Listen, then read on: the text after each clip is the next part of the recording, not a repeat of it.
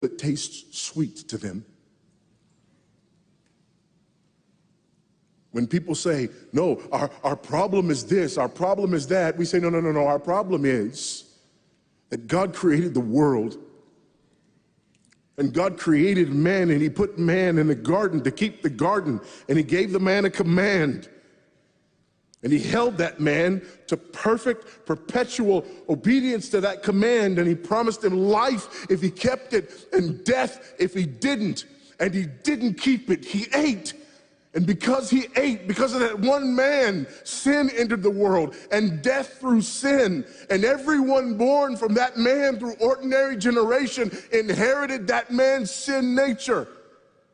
And because of that sin nature, sins proceed from it.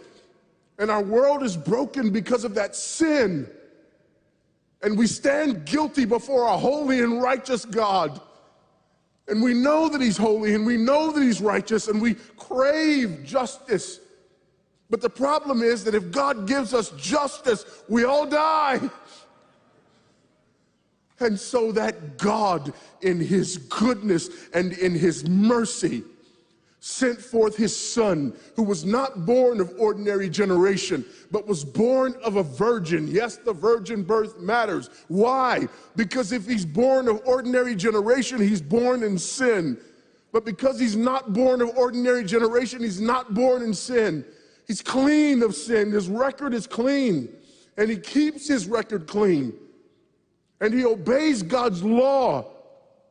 And because he's fully God and fully man, he obeys the law of God on our behalf in his active obedience. And then in his passive obedience, God made him who knew no sin to be sin for us. All we like sheep had gone astray. Each of us had turned to his own way, but God laid upon him the iniquity of us all.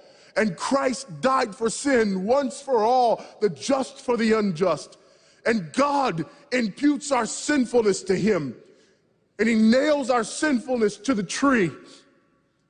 And Christ dies and raises again on the third day for our justification. And there's another imputation. The righteousness of Christ is actually imputed to us so that God can be both just and the justifier of the one who places faith in Jesus Christ. So that all those who come to Christ may enter in. So that all those who place faith in Christ might be saved, but not only saved, but sanctified. Because he's the firstborn of many brethren. We're justified and we're adopted into the family of God. And we're sanctified, and as his children, we begin to bear the family resemblance. And we're further sanctified throughout this life by the very same gospel that saves us. Until one day, when it's all said and done, we're not just saved from the penalty of sin. We're not just saved from the power of sin, but one day we're glorified and saved from the very presence of sin. That's the gospel that we preach. That's the gospel that we need. And that's the gospel that's more than enough.